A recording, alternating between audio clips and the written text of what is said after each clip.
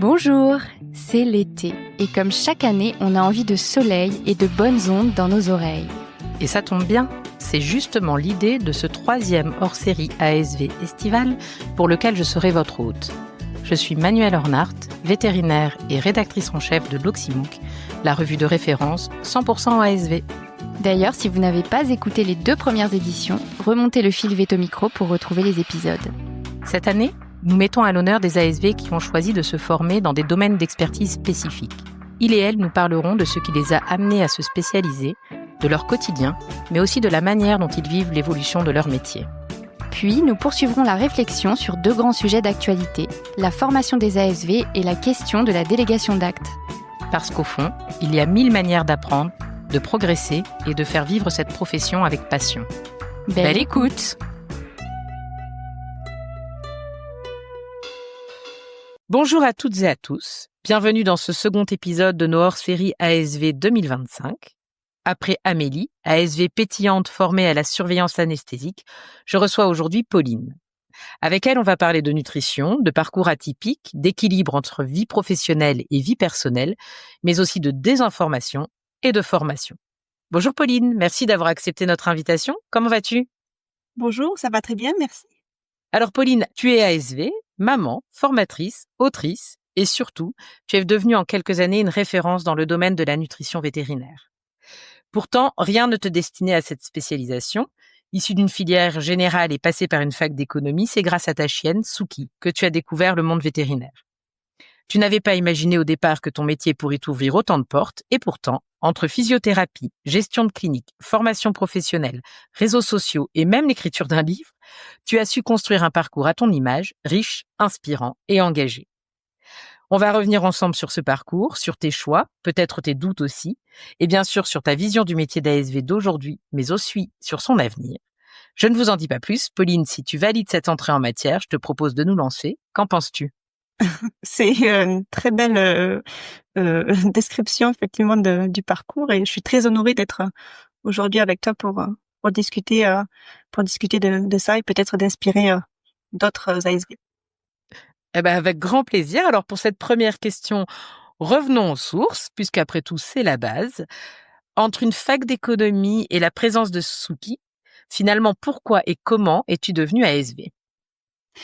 Alors, c'est vrai que j'étais en fac d'économie à l'époque. Alors, j'ai toujours grandi avec des chiens. On avait des bergers allemands quand j'étais enfant et j'ai adopté Suki pour me tenir compagnie parce que face au sentiment très fort de solitude de partir toute seule loin de chez soi en fac d'économie, c'est vrai que la présence d'un chien, c'était vraiment important, je pense, pour ma santé mentale d'abord. Et c'est vrai que en fac d'éco, je restais toujours sur une voie assez générale, en ne sachant pas exactement quoi faire plus tard. En fait, c'est surtout ça. Donc, j'étais restée sur une voie générale sur des matières qui m'intéressent, l'économie, la sociologie. Et sauf que le système faculté ne me correspondait pas. Ça me manquait d'encadrement. Voilà, je me sentais assez seule. Et je me dirigeais plutôt vers des postes d'assistant de gestion, pourquoi pas des BTS. Et finalement, en adoptant Suki, en allant chez le vétérinaire, j'ai vu l'ASV travailler. Et je me suis dit, mais en fait, elle fait de la gestion, mais elle fait de la gestion avec du sens et elle fait des choses beaucoup plus polyvalentes et beaucoup plus riches. Et donc, je me suis dit, c'est vraiment une voie qui peut me plaire. Oui, qui peut répondre finalement à un besoin peut-être de diversité et de contact humain aussi peut-être, non ? Oui, c'est vrai. Il y a plusieurs dimensions par rapport à une assistante de gestion en entreprise qui va juste gérer tout ce qui est administratif, un petit peu de secrétariat, mais là il y avait beaucoup plus, oui. C'est sûr qu'il il y avait beaucoup plus en termes de contact humain, il y avait beaucoup plus en termes de relations clients, beaucoup plus avec évidemment l'animal et beaucoup plus de sens surtout par rapport à juste faire de la gestion dans une PME sur une offre qui n'aurait rien à voir. Et du coup, qu'est-ce qui t'a attiré ? Alors, tu parles de la polyvalence du métier, mais qu'est-ce qui t'a attiré l'œil ? Qu'est-ce qui a attiré ton attention dans ce métier, au-delà du côté gestion qui transparaît, on va dire, au départ ? Alors, il y avait aussi le côté médical. J'ai toujours été quand même désireuse d'aller vers le côté médical. Alors, oui, j'ai pas fait une section scientifique. j'ai démarré une section scientifique en première, mais après, j'ai un peu déchanté. Et donc, je suis redoublée. Je suis allée en économie et en sociologie, mais avec une option maths, parce que j'adorais quand même toujours Mhm. les maths. Et donc, c'est vrai que j'étais quand même attirée par le médical et le paramédical. Donc, j'avais le choix, en fait, quand j'ai quitté la fac et que finalement, j'ai renoncé à aller vers de l'assistanat de gestion pure. Il y avait 2 options avec mes parents. C'était chercher un contrat pro parce qu'en plus, j'avais envie de travailler, j'avais envie de découvrir un métier, plus que de Ouais. rester toujours dans la théorie des études. Et donc, les options, c'était soit de trouver un contrat pro en tant qu'ASV, donc ce que je cherchais Mhm. vigoureusement. Le Graal. Voilà. Et ou j'avais le deal avec mes parents, c'était d'aussi chercher en parallèle un contrat pro de préparatrice en pharmacie. On reste pas loin du médical quand même. Voilà, mais que je cherchais quand même beaucoup moins. Ah, ok. Oui. On provoque le destin quand même. Oui, oui, oui, quand même, j'avais bien en tête de. Et tu as trouvé facilement alors du coup ce contrat d'apprentissage, ce contrat pro GIPSA du coup je suppose à l'époque? Oui, c'était GIPSA à l'époque. Il y avait alors soit rien d'autre, soit pas grand-chose d'autre, ou en tout cas, s'il y avait Mmh. des écoles privées, c'était encore sur la région parisienne. Je me souviens Mmh. pas exactement, mais pour nous, c'était donc je suis sur Narbonne et c'était Aix-en-Provence ou rien quoi. Enfin, il y avait que là. Maintenant, il y a Montpellier, il y a Toulouse. Ouais. Donc j'ai trouvé assez rapidement, bizarrement, alors qu'à l'époque quand même on cherchait, enfin moi, on avait du mal à trouver des postes, même pour des remplats. Voilà, on avait du mal à rentrer en clinique. Mais voilà, je suis rentrée dans une clinique à Narbonne en quelques mois en fait où on m'a appelée pour faire un entretien d'embauche pour remplacer donc une ASV qui était là depuis 10 ans et qui quittait le job parce qu'elle avait 3 enfants et donc elle avait choisi de faire une reconversion professionnelle en tant que nounou. Voilà. OK, ah bah, comme ça au moins c'est pratique. Voilà. C'est Et donc elle est devenue la nounou de mes enfants plus tard. ah bah, ça boucle la boucle, ça c'est Voilà. mignon, tiens, c'est sympa. Et donc elle adore aussi, chaque fois elle se laisse penser que c'est vrai que et elle a raison que voilà, c'est un peu mon parcours est un peu grâce à elle et grâce à son départ. Bah oui, et elle a pas tort Et oui, probablement, c'est les hasards, les concours de circonstances qui créent les destins tout donc à fait. OK. Et comment ça s'est passé alors cette formation? Donc c'était déjà en 2 ans, je suppose, en alternance? Oui, c'était en 2 ans en alternance, du côté, enfin, de Gardanne. Ça venait de démarrer à Gardanne. Avant, c'était Aix-en-Provence même. Mmh. J'allais à Gardanne 1 semaine par mois. Voilà, Oui, et les pendant 3 autres semaines à l'école, enfin en clinique pardon justement, en ouais, alternance sur 2 ans. ouais, OK. ouais. Donc c'était chouette, après c'était chouette parce que ça permettait de bien cadrer, le travail avec les différents modules et les différents UC. Heu Mmh. et après en parallèle, par contre, ce qui a été décisif, c'était le travail sur le tas.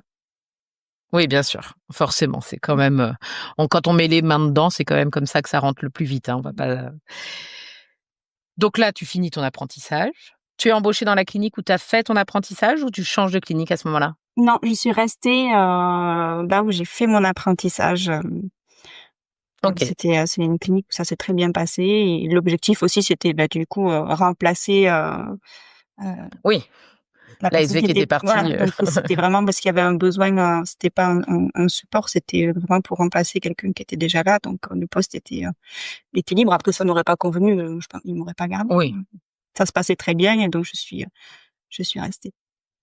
et vous étiez une grande équipe dans cette structure-là? Bah, à l'époque, on était 5 ouais, 5 ASV et 5 vétérinaires, ce qui était quand même pas mal en 2008 et puis Oui, en 2010. C'était quand même ça faisait partie des grandes structures du de la région. de la région, ouais, du coin, ouais. Je crois qu'il y avait pas de CHV même à Montpellier à l'époque, il me semble. Oui, oui, donc ça restait vraiment une structure, tu devais enfin vous voyiez du monde quoi, ça circulait pas mal, je suppose? OK. Mmh. Donc là, à ce stade, tu es ASV, tu es en poste, tout se passe bien. Tu as besoin de changement, il se passe quelque chose, qu'est-ce qui se passe? J'ai, mes enfants, puisque c'est dans la clinique que j'ai rencontré mon mari qui est, vétérinaire.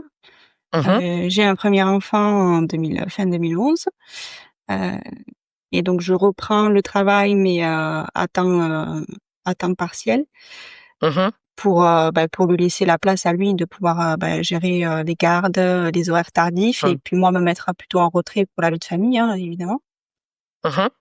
Et ensuite, en 2014, on a notre deuxième enfant, et je suis en congé parental cette fois-ci, puisqu'en deuxième enfant, on a droit à un peu plus. Je prends un congé parental, mais je tourne quand même un peu en rond. À la maison, j'ai envie de reprendre, et en même temps, ça s'annonce compliqué aussi parce qu'on déménage, on est plus loin de la nounou. Il y a un enfant à l'école, un enfant à la nounou, donc il y a une logistique qui est assez contraignante. Et finalement, on me propose un poste de gestion à ce moment-là pour pouvoir reprendre justement avec une liberté d'horaire, puisque ça me permet. C'est un poste qui n'est dépendant d'aucun autre poste, donc. Et toujours dans la même structure alors? Oui, toujours dans la même structure, oui. Et quand tu parles d'un poste de gestion, est-ce que tu peux nous expliquer un peu plus en quoi ça consistait finalement? Alors au départ, il n'y avait pas de fiche de poste bien définie. C'est vrai que je me souviens. Alors c'était de soulager en fait les vétérinaires sur tout ce qui était planning, tout ce qui était comptabilité. En même temps, je récupérais la gestion des impayés que faisaient mes collègues, qu'on faisait nous entre deux à l'accueil. Donc c'était un peu de soulager des postes clés. Et mais en pratique, voilà, ça a été très. C'était, il y avait tout à faire, et j'étais assez libre en fait de mettre en place ce qui était le plus optimal pour faire fonctionner la machine. Donc, en gros, voilà, c'est vrai que le vétérinaire qui se chargeait de ça, qui m'a passé la main, il est arrivé le lundi à 8h30. Il m'a dit: «Installe-toi, je reviens». Il est parti en consultation. Et tu l'as jamais revu? Voilà, je l'ai jamais revu, et j'ai pris les choses en main. OK. Bon, ceci dit, ça devait être hyper stimulant du coup, puisque tu devais être effectivement assez libre de mettre en place ce qui te semblait convenir. Ça, tu as fait ça pendant combien de temps du coup? J'ai fait ça pendant, je sais plus, pendant 1 an et demi ou 2 ans, j'ai dû faire ça. Ou 2 ans, je pense, oui.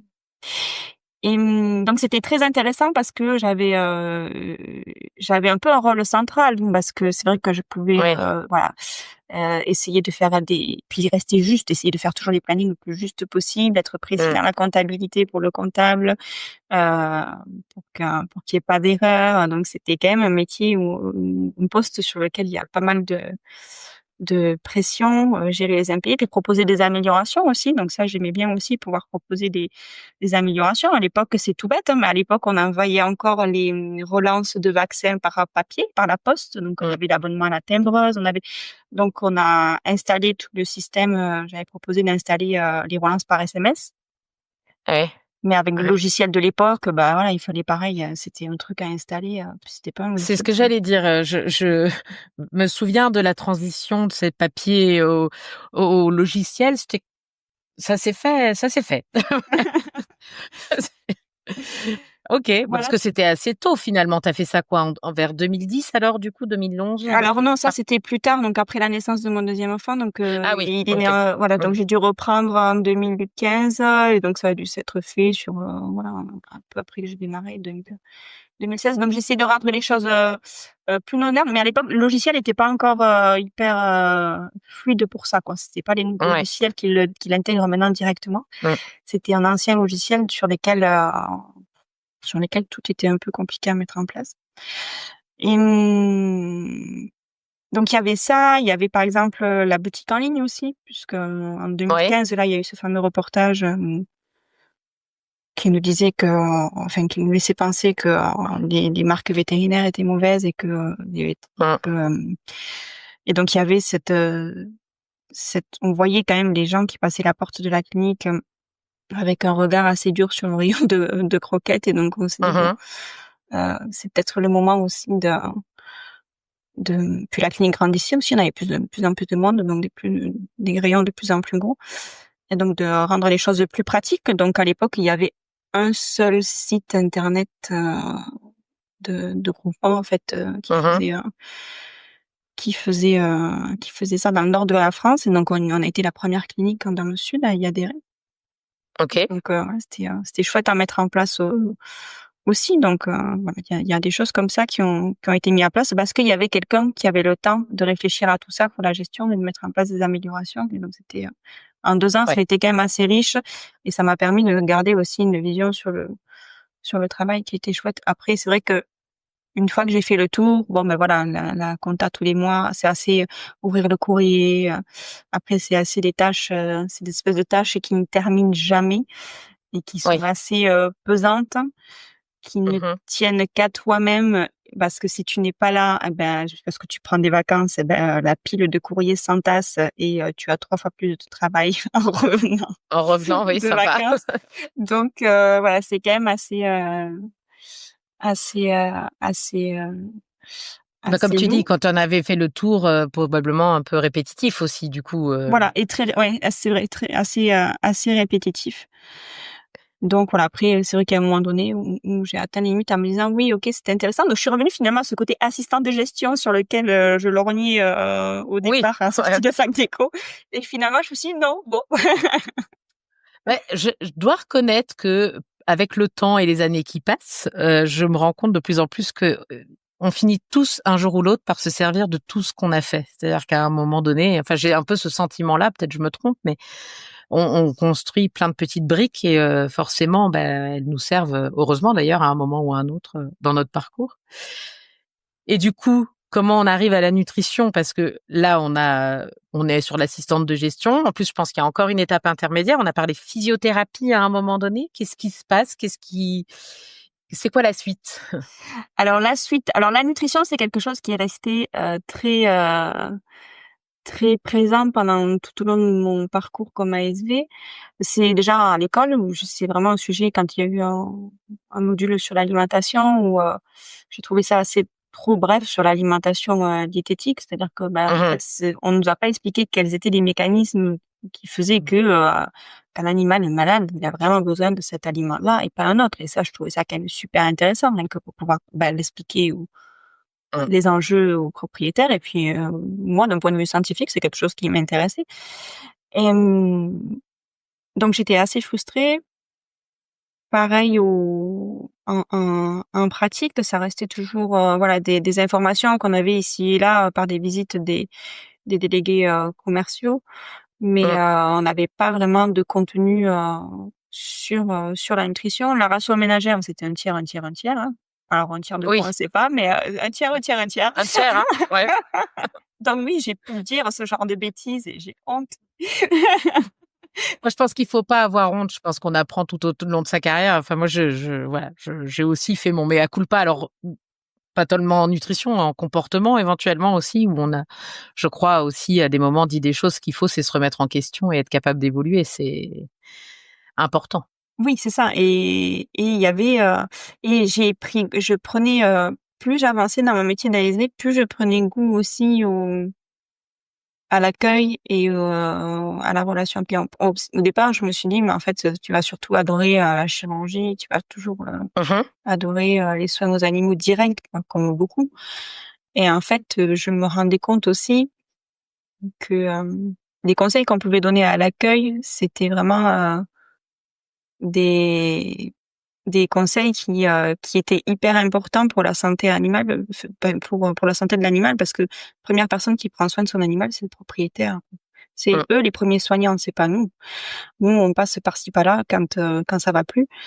Mais quand ils passent au comptoir pour un renseignement, quand ils ont une infestation de puces, Oui, c'est ça. ou des vers, mais j'ai envie de dire, c'est déjà trop tard en fait. Donc c'est vrai que l'enjeu, c'était de me dire en fait, oui, plus on explique aux gens et plus on explique aux propriétaires, plus l'animal vivra, enfin plus l'animal, on va optimiser en fait sa prise en charge et notamment la prévention. Et Ouais. et tout ça fait que, pour ça l'alimentation, c'est quand même le premier soin, j'ai envie de dire, que font les propriétaires. Tous Mmh. les jours, ils remplissent la gamelle, donc c'est un des premiers soins. Et sur lequel je trouvais frustrant de pas pouvoir expliquer finalement l'alimentation comme on explique l'intérêt du vermifuge, comme on explique l'intérêt du traitement parasitaire, le fonctionnement, quels sont, voilà, comment ça fonctionne, pourquoi sur la puce on explique le stade larvaire, on explique la pupe, on explique le protocole, on explique en détail pour que les gens se saisissent du sujet et puissent bien respecter l'observance. Et pourquoi dans l'alimentation on ne sait pas. On l'a expliqué à l'époque en tout cas. Ce qui est intéressant, ce que je réfléchis en t'écoutant parler et je me dis, mais en même temps, on a eu en plus un phénomène un peu particulier, j'ai trouvé moi autour de la nutrition. Arrête-moi si je me trompe ou donne-moi ton avis, mais les propriétaires ont presque été plus en demande, plus vite que ce que les équipes soignantes ont été formées. J'inclus les vétérinaires dedans parce que je pense qu'il y a eu un peu un retard à l'allumage de ce côté-là aussi, si tu me permets l'expression. Et finalement, on a été un peu poussé par la demande à se poser les vraies questions et à avoir les vrais éléments de réponse. Parce que les propriétaires étaient très en demande et auprès des ASV, c'était quand même un des sujets hyper récurrents à l'accueil. Mmh.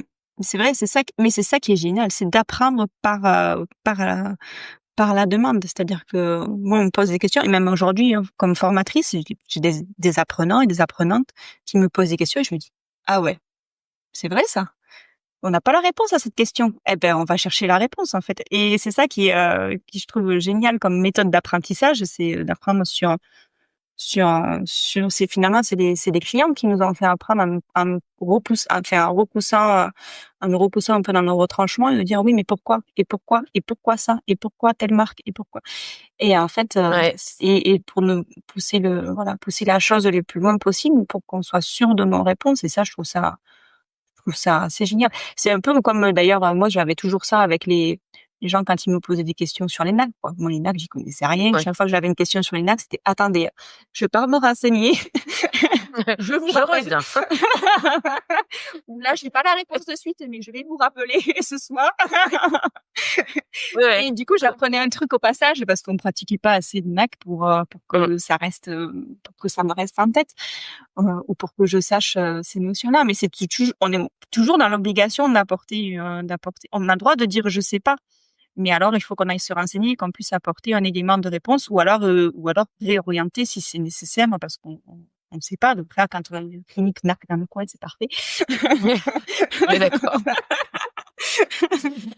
Mais ça, je te rejoins totalement sur cette idée de on a le droit de dire je ne sais pas. Et d'ailleurs, je sais pas toi comment tu le vivais quand ça t'arrivait avec des propriétaires.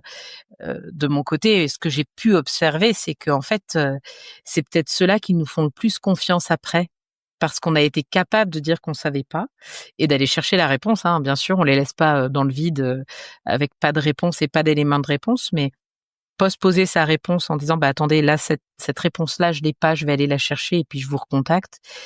C'est fédérateur et ça inspire confiance. Et moi, je l'ai toujours vécu comme ça, dans ma pratique et apparemment, toi aussi, donc voilà, Oui. c'est un Ah oui. message à faire passer, je dirais.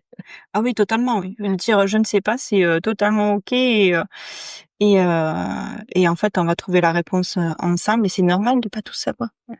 Même si, Oui, alors c'est vrai qu'en plus, on a toujours les questions les plus fréquentes, heu et ensuite, eh ben, il y a toujours des questions comme ça un peu annexes où c'est normal, c'est pas des questions fréquentes, c'est normal de se les poser. Et en tant qu'ASV, c'est important de on a besoin, c'est cette curiosité qui nous forme aussi sur le tas, hein. C'est-à-dire, pourquoi on fait tel geste, pourquoi on nous demande de faire, pourquoi le vétérinaire nous demande de faire telle chose, pourquoi on doit préparer, tel produit, pourquoi on doit préparer tel matériel, à quoi il va servir derrière, hein. mmh. Ça me paraît quand même, essentiel. Donc on est dans un métier où oui, la curiosité et les pourquoi, et les controverses sont Mmh. formatrices. Oui, tout à fait et puis probablement qui participe au fait de continuer à aimer, ce métier-là parce que c'est ce qui fait que justement il est pas répétitif. Oui, le métier est stimulant, il n'est pas répétitif, hem et en fait ça nous fait monter en compétences. Bah, oui.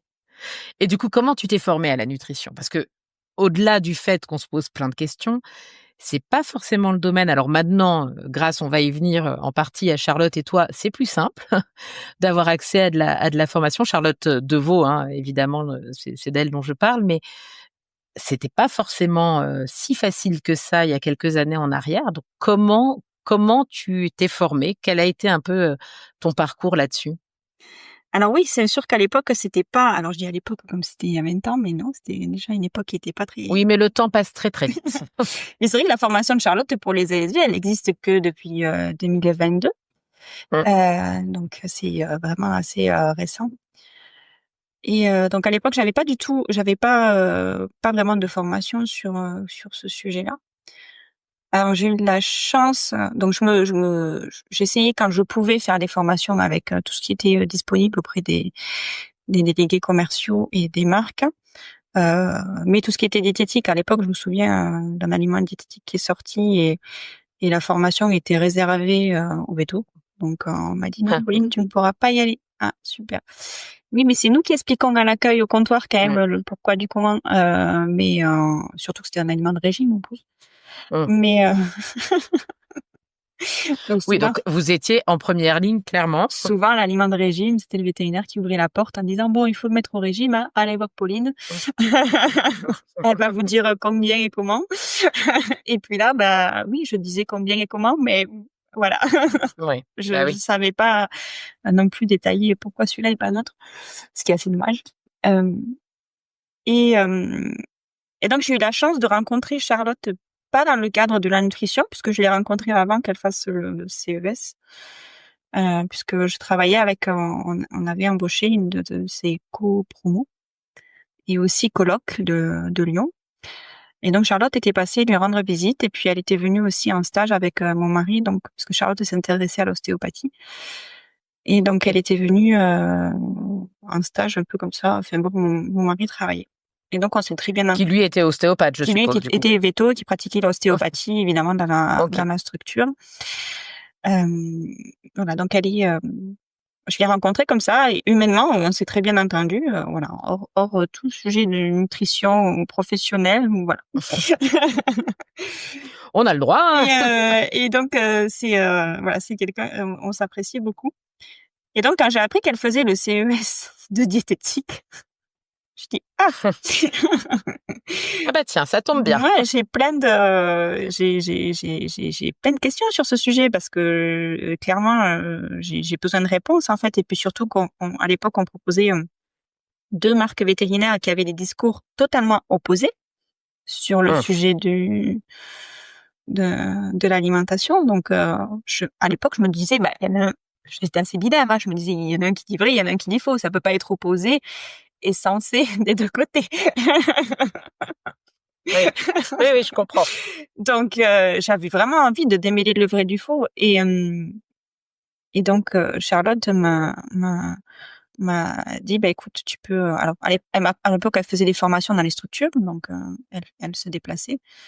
Elle m'a dit: «Si tu veux, on peut organiser une formation», ce que j'ai essayé de faire, mais c'est très compliqué à gérer parce que ça nécessite il fallait un minimum d'inscrits et Oui, au sein de la structure, beh, ça demandait soit de mettre tout le monde, de fermer parce qu'il y avait plus d'ASV, soit il fallait oui. brasser, au niveau régional. Enfin voilà, du coup ça s'est jamais fait.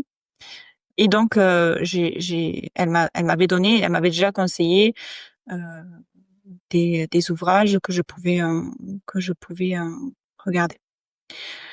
Sauf que j'étais encore ASV en structure et donc bah, le temps me manquait avec 2 enfants en bas âge Mmh. et Oui, je vois pas du tout de quoi tu parles. et Le donc temps quand on a 2 enfants. voilà le boulot, bon même si j'étais toujours à temps partiel, mais voilà le boulot, les enfants, c'est normal, hein, on peut pas être partout en même temps. Donc je pense que c'est ça d'ailleurs qui est parfois limitant, dans la formation continue Mmh. des ASV, c'est le temps. Et donc j'ai un peu mis ça en stand-by parce qu'effectivement c'était coûteux et mais tout en regardant le sujet quand même assez en parallèle. Donc je commençais à dire à un petit peu mieux connaître, voilà, les notions, de RPC, les notions un peu qui étaient les plus connues, les aliments de régime, on ajoute des courgettes, je commençais un peu à regarder les choses un peu en diagonale. Donc ça, c'était intéressant. Et puis, voilà, après la gestion, donc comme je suis revenue comme ASV, ASV polyvalente, là, j'avais vraiment très envie de me spécialiser. Et ce qu'il y Ouais, avait le plus comme formation, disponible pour les ASV en termes d'un peu de spécialisation, c'était la physiothérapie. C'est ce qui oui, commençait vraiment fort à ouais, s'ouvrir et sur lesquels on commençait à avoir des formations, alors, physiothérapie, massage, et cetera. mmh, Et je trouvais que voilà, se spécialiser, là-dedans, c'était quand même plus facile. Même si oui. mon intérêt Bah, pour la oui, oui. nutrition était, voilà, était très fort, mais heu, dans un peu l'évolution classique du parcours d'ASV, je trouvais que la voie de la physiothérapie était quand même assez naturelle. Oui, puis comme tu dis, clairement à l'époque, enfin je c'est vrai que c'est les premières vraies formations complémentaires qui ont été proposées, pour les ASV à l'époque. En nutrition, il y avait déjà pas grand-chose pour les vétos, donc pour les ASV, c'est sûr qu'il y avait vraiment très peu de choses. C'était bien dommage, mais donc tu as laissé on va dire la nutrition dans un coin de ta tête en te disant: «J'y reviendrai un jour ou pas, mais dans l'idéal, je l'oublie pas», et tu t'es lancée dans la physio à ce moment-là. Oui, je me suis lancée dans la physio. J'ai, en me disant que c'était quand même assez, fort complémentaire aussi avec l'activité de mon mari, hein, puisqu'il est Mmh mh. ostéopathe et que ça pouvait apporter aussi une plus-value en structure pour, les animaux hospitalisés, pour les Mmh. sorties de chirurgie, les chirurgies orthopédiques. Enfin voilà, c'était quand même fort intéressant. Ça pouvait être, heu voilà, pour avoir des soins, améliorer les soins. À ce moment-là aussi, mon mari a quitté la clinique pour, ouvrir son cabinet, d'ostéopathie, et d'acupuncture. Mmh. Donc lui, pour en fait, il était arrivé à un point où il avait un planning qui était, quasiment 100% occupé à ça. Donc, il a décidé d'ouvrir son cabinet et donc je suis allée sur la physiothérapie. Après, là, on se retrouve en 2019 avec, le covid qui a un peu tout mis en stand-by. Ouais, ça c'est gros coup de frein, assez général. Oui. Donc 2019, le covid râpe les cartes, on a les enfants à la maison. Mon Mmh. mari a son cabinet, d'ostéo. Moi, je me propose, je travaille plus pour lui pour m'occuper des enfants. Ils ont Heu, quel âge tes enfants au moment du covid, en Au gros? moment du covid, ils ont, 8 et 5. OK, 8 et 5 ans. OK. Puisque mon fils Oui, donc l'école à la maison et tout le reste, voilà, quoi. donc mon Mmh. fils qui était sur, dernière année de maternelle et donc début primaire, donc en plein dans le démarrage, lecture, écriture, les sons et cetera Mmh. et ma fille 8 ans, donc ça doit être, CE2, CM1. Mmh mh. Voilà donc covid rabat les cartes et donc je me retrouve finalement, puisque j'avais quitté la clinique à ce moment-là pour rejoindre mon mari, donc je me retrouve à plus travailler du tout et donc là, j'ai du temps libre. Je commence à me former dans la nutrition. J'apprends vite. Je sors, les bouquins que m'a transmis que m'a les références que m'avait donné, Charlotte. Mmh. Hem, Elle m'envoie même le Small Animal Clinic Nutrition Mmh. aussi. J'ai la chance aussi qu'elle m'a mis en contact avec, d'autres références, de vétérinaires nutritionnistes, français, à qui je pouvais aller Oh poser mes génial. questions. Mmh mh. Et donc, voilà, j'ai rencontré un groupe de vétos, passionnés par la nutrition qui sont, heu, qui sont fabuleux et qui sont des puits de savoir et j'aimerais, savoir le 10e de tout ce qu'ils savent. Et en 2020, donc, c'est vrai que je me dis: «Mais en fait, il y a plein d'informations, mais surtout de désinformations sur l'alimentation qui font que, Mmh. heu, mon envie de transmettre ça aux clients comme j'informais aux clients, les clients au comptoir, pour d'autres sujets, j'ai envie de pouvoir le transmettre au plus de monde possible parce que c'est d'utilité publique, je me dis, de nourrir son animal et de Mmh. savoir qu'il y a autant de choses trompeuses et de désinformation et d'informations qui paraissent de bon sens, mais qui en fait sont complètement contre-intuitives. Et donc j'ai créé en 2020, j'ai créé Pet Food Review, donc au départ sur Facebook, donc pour Mhm. dénoncer les pratiques marketing. Alors c'était un peu à l'instar de Foodwatch, hein, je sais pas si tu connais Foodwatch, Mhm. voilà, qui fait ça sur l'agroalimentaire humaine. Mais c'était un peu aussi de bousculer les choses et de dire attention, voilà, il y a des règles, elles sont pas forcément respectées, et en fait c'est le non-respect de ces règles qui vous trompe en fait et qui vous induit Mhm. en erreur. Ok. Du coup, tu disais, enfin, on parlait tout à l'heure, on a survolé, on a posé la question rapidement, mais on parlait donc de Charlotte, de son organisme de formation. Tu participes à donner des formations. Tu es formatrice maintenant, actuellement. À qui? À qui tu donnes tes formations? Dans quel contexte? Comment ça se passe? Alors avec Charlotte, donc elle a lancé Argine Formation, donc pour former les vétérinaires et les ASV au départ sur le premier public, c'était évidemment les vétos et les ASV, c'est normal, euh, Mhm. en nutrition, c'est-à-dire de reprendre vraiment tout un programme sur scientifique sur la nutrition et reprendre à partir de toutes la bibliographie qui existe, euh, reprendre toutes les bases. Donc le premier programme de formation, c'était Nutriphysio pour les animaux en bonne santé. Pour Veto Mhm. réalisé. Après la première session, donc elle a géré seule, visio avant son deuxième enfant. Mhm. Elle a géré seule et ensuite elle a voulu construire un programme de formation pour tous les autres professionnels du domaine animal, que ce soit les éducateurs, les Mhm. ostéopathes animaliers, ils sont pas véto, pas SV. Euh, donc elle m'a demandé à partir de Nutriphysio de co-construire un programme pour ce public-là. Ok. Euh, et de l'animer. Voilà. Donc ça, c'était un Ok. challenge fort intéressant quand même, Mhm. puisque jusque-là, il n'y avait rien qui existait là-dessus. Et c'était de savoir comment est-ce que ces professionnels-là, on peut les amener à donner du conseil en nutrition fondé sur la science pour les animaux évidemment en bonne santé euh, et sans qu'ils aient à aller se former eux-mêmes, parce que souvent ceux qui en font du conseil nutrition, Mhm. ils ont picoré des informations à droite à gauche, mais ça reste des informations Google, quoi. Donc Mhm. c'est pas fiable. Donc le but c'était qu'ils puissent donner une information fiable et aussi participer du coup à déconstruire tout ce manque d'informations. Donc c'est avoir le plus d'antennes relais finalement sur la France, sur d'antennes relais qui vont donner des bonnes Oui, informations. plus on a de personnes qui ont les bonnes informations et qui les distillent, et forcément, petit à petit, les informations scientifiques Et passent. oui, parce que c'est toujours le discours le plus présent qui va être le plus entendu.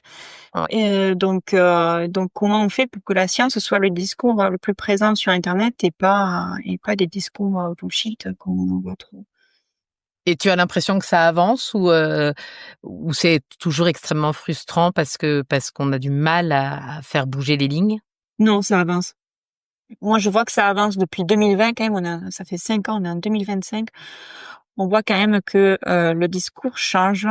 Alors aussi bien chez les professionnels que même alors certaines. Enfin, quoique là, ces derniers mois, franchement, je vois des marques qui font n'importe quoi.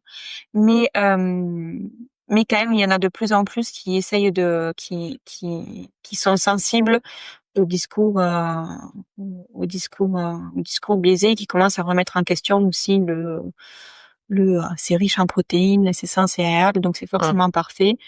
C'est facile à croire, on est d'accord, c'est très mmh, convaincant, mais en fait c'est totalement contre-intuitif. C'est très facile, c'est comme d'ailleurs le réchauffement climatique. Trump nous dira qu'il n'y a pas de réchauffement climatique parce qu'il a neigé.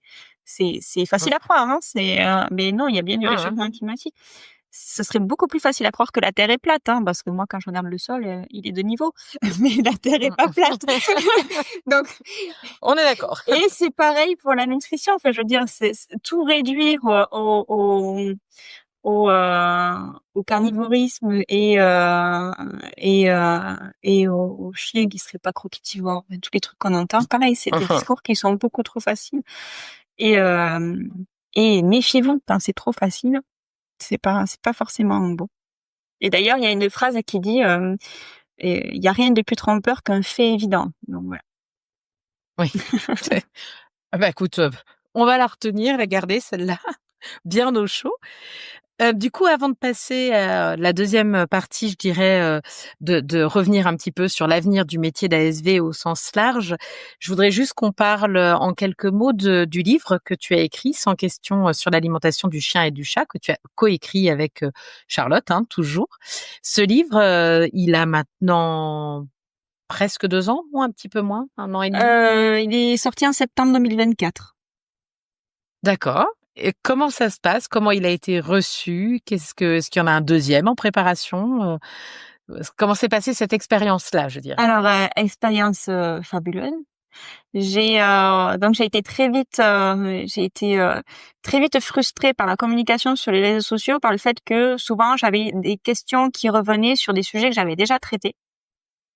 Ah oui. Mmh. Mais voilà, l'algorithme des réseaux sociaux fait qu'une fois que ça part dans le fond, ça part dans le fond. Et heu et donc je me disais ça, il faut absolument en fait, mettre toutes les informations au même endroit, un endroit qui soit accessible, et où, voilà, lequel les propriétaires peuvent s'orienter. Clairement, tout le monde me parlait des livres, hein, tout le monde m'a parlé des livres, qui existaient, qui étaient que des livres complotistes, hein, carrément, hein, sur les croquettes toxiques, etc. Mmh. Donc il y avait rien qui existait finalement de scientifique et d'objectif sur ce sujet en librairie. Je trouvais ça quand même assez déplorable. Mmh. Et j'avais envie du coup de regrouper toutes les informations au même endroit. Et donc l'idée d'écrire un livre pour le grand public, ça me paraissait important. Et je me suis dit, s'il y a quelqu'un qui doit le faire, bah c'est forcément, je dois forcément en être. Et donc j'avais envie d'écrire ce livre. Et donc ni une ni deux, j'en parle évidemment à Charlotte puisqu'elle a déjà publié des livres, des ouvrages. Et et donc elle me dit: «Bah, c'est une super idée, il faut que ça sorte». Et tu écris d'ailleurs très bien. J'en profite pour, signaler que tu as participé au prochain numéro de l'Oxymook qui va sortir, incessamment sous peu, et qui va parler nutrition puisque c'est effectivement un sujet ô combien important. Donc, on aura l'occasion, notamment de tout un bel article pour, définir les termes qu'on utilise en nutrition et qui, vient à point, je pense, parce que ça fait partie, justement de ces mécompréhensions, dont tu parlais il y a quelques minutes. C'est que parfois on se trompe, sur le sens des termes et c'est donc à l'origine de quiproquos. Donc, voilà, nos abonnés recevront très bientôt, ce numéro, spécifique à la nutrition.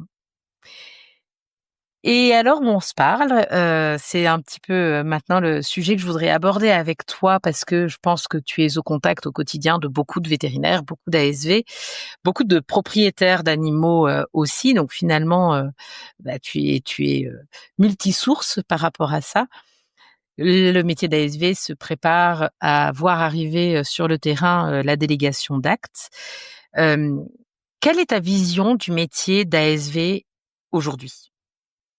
Est-ce que tu considères qu'il est au niveau, c'est le sens de ma question, est-ce que tu considères qu'il est au niveau de l'attendu et des besoins, on va dire, de la population, des animaux, des vétérinaires et des ASV eux-mêmes?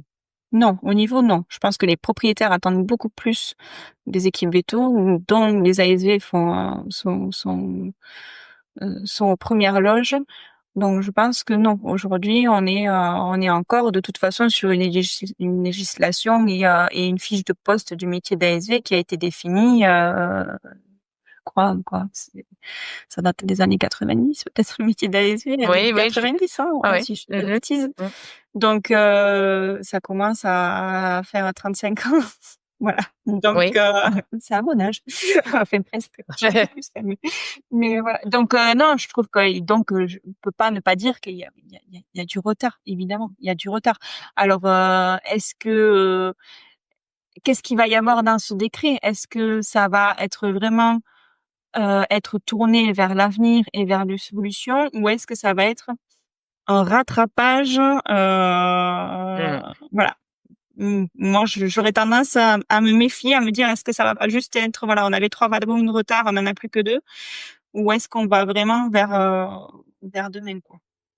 C'est intéressant hein, que tu dises ça parce que on l'évoquait la semaine dernière dans l'épisode avec Amélie. On a mené une enquête au printemps, un petit peu pour savoir ce que les ASV attendaient eux de la délégation d'actes, puisque c'est quand même les principaux concernés. On a eu 436 répondants et plus de 80% d'entre eux nous signalaient penser que cette délégation d'actes allait finalement être plutôt une simple mise à jour juridique d'une situation bien ancrée déjà dans les pratiques.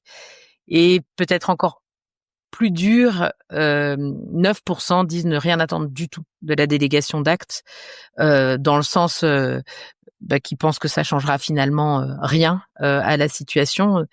Tu penses quoi de ces chiffres-là? Moi, ça m'étonne pas. Ça ne m'étonne pas. Je suis assez d'accord avec. Je pense que j'aurais mis les mêmes conclusions si j'avais rempli le sondage. Je pense que c'est vraiment aujourd'hui on le sait. Hein. Enfin, moi j'avais interviewé de façon anonyme des ASV et elle me disait voilà il y en avait une qui me disait clairement aujourd'hui les CHV ne tourneraient pas si les ASV devaient s'en tenir à ce qui est fait aujourd'hui quoi. D'autres avaient quitté le métier parce qu'elle venait du Canada. Elle dit non mais moi je m'y retrouve pas quoi. Donc Oui. elle a repris ses études et elle est devenue infirmière en puériculture. Mmh. Enfin en néonat d'ailleurs parce que D'accord. elle avait ce profil de pouvoir ce qu'ils ont apprécié d'ailleurs en néonat c'est que elle est habituée en fait à être face à des petits êtres qui ne parlent pas. Mmh. Oui, Et ça avait tout à très fait. bien perçu. Donc voilà, j'ai vu des choses comme ça. Donc moi, c'est vrai que j'ai tendance à me dire, à vouloir aussi bousculer les codes en me disant, mais en fait, il faut qu'on évolue plus vite. Mmh. La France est censée être, c'est nous qui avons créé le métier de veto, donc on devrait être Mmh. pionnier sur l'évolution du Sur métier. le sujet, oui. Donc le but, alors que finalement, on a l'impression que voilà, le métier est né et on l'a figé, quoi. Alors oui, pour le protéger, d'accord, oui, mais du coup, on l'a figé, ce qui fait que il y a pas l'évolution nécessaire pour répondre à la demande aujourd'hui. Et moi, je vois bien le métier d'ASV aujourd'hui, il a plus rien à voir que de quand j'ai démarré. Moi, en 2008, on avait encore des baies radio, on faisait dans la journée, on faisait pas suffisant. Enfin voilà, on faisait quelques radios et encore, on n'avait pas de radio numérique, on faisait très peu d'écho, on faisait beaucoup moins d'examens sanguins. Enfin maintenant, l'équipement a tellement changé en si peu de temps et les possibilités. La médecine de veto a tellement évolué, la nutrition en parallèle évolue puisque elle a toujours suivi la nutrition depuis que la médecine vétérinaire est née, la nutrition évolue en parallèle. Maintenant, nous, ce qu'on veut, c'est que ça se croise, c'est que la nutrition intègre Mmh. systématiquement rentre dans les cliniques de manière systématique. Mmh. Mais voilà, donc je me dis, il faudrait aller plus vite, mais ça veut dire qu'il faut desserrer le frein à main, voilà. Et Oui. Et pour toi, parce que c'est cette expression, elle est lourde de sens. Desserrer le frein à main, qui a la main sur le frein à main? Qui tire ce frein à main qui est je coincé? pense que pour moi, c'est les institutions. Donc ça va être de concert, j'imagine, entre l'ordre des vétérinaires, entre le SNVEL, les syndicats, mais je pense que voilà, il faut aussi accepter de sortir un peu, euh,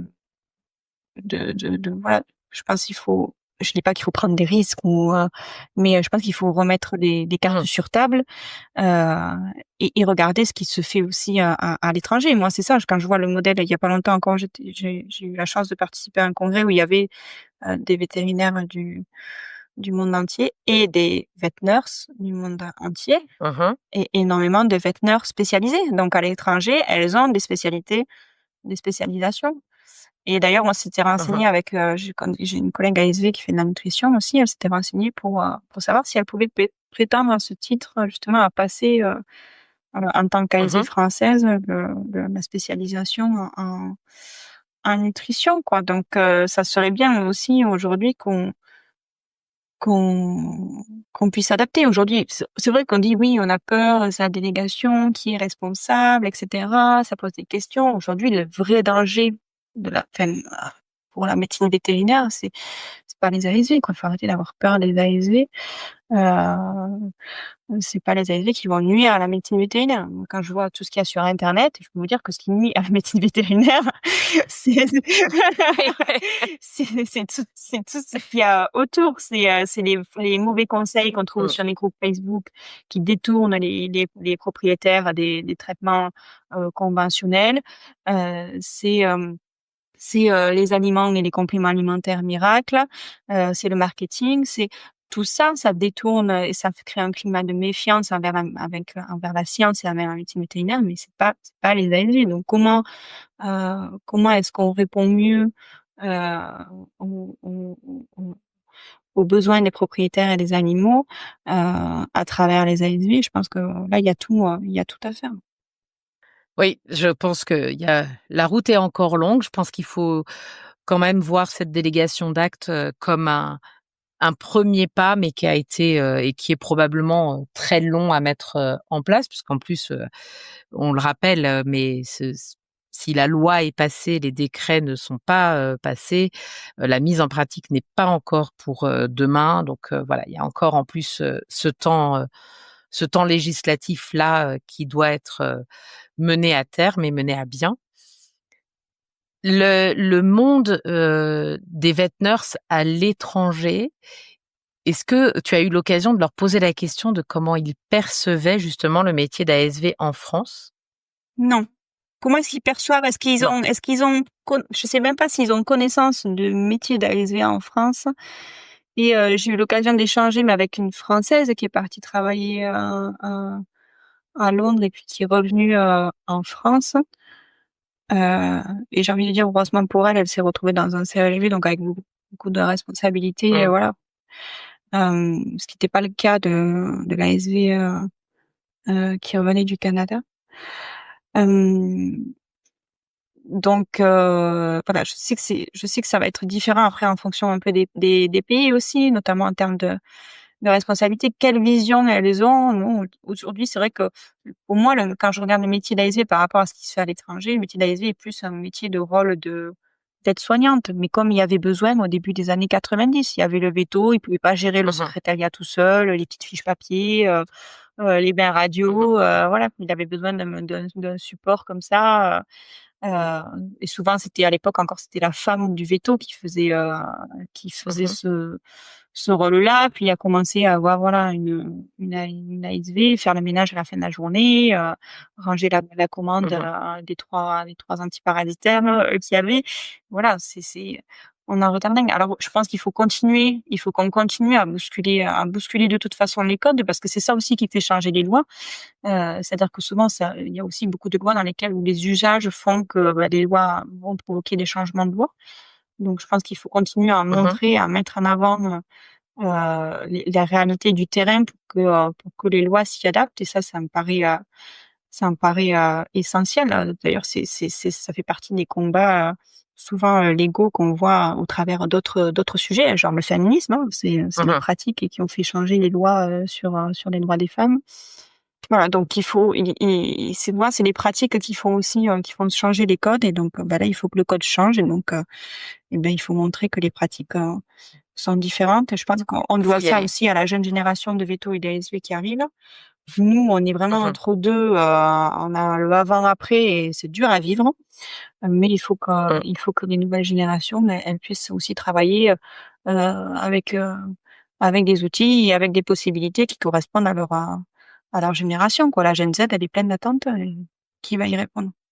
Eh bien, écoute, c'est une belle façon, je crois, d'arriver, tout doucement à la fin de notre épisode. Est-ce qu'il y a un sujet, qu'on n'a pas abordé et que tu aimerais évoquer, ou un point sur lequel tu voudrais, revenir et développer, quelque chose? Non, non, je pense on a été, assez large. Après, j'ai bon espoir de voir que les choses changent. J'ai bon espoir aussi de voir plus de nutrition dans les structures, et des référents en nutrition partout. Voilà. Mmh. Moi, pour l'instant, j'ai préféré rester un électron libre parce que j'ai l'impression que les profils comme moi n'ont pas encore leur place au sein des structures, mais voilà, j'espère que les choses changent, en tout cas rapidement rapidement. Enfin, je suis un peu trop optimiste, mais que les choses aillent le plus vite possible, en tout cas, pour qu'on puisse s'adapter aux besoins. Sinon, si on donne pas de réponse aux gens, si on s'adapte pas aux besoins, les gens vont répondre à leurs besoins ailleurs, la nature a horreur du vide. Et donc là, moi, je vois vraiment beaucoup de gens qui se tournent sur Internet, et ça, vraiment, c'est parce qu'on répond pas. Et ça, pour moi, ça me paraît dramatique. Et ma dernière question, eh bien, ce sera pour terminer. Si tu devais décrire le métier d'ASV en 5 mots, tu dirais quoi? Ça, c'est difficile. En 5 mots, je dirais, si je sors le classique polyvalent.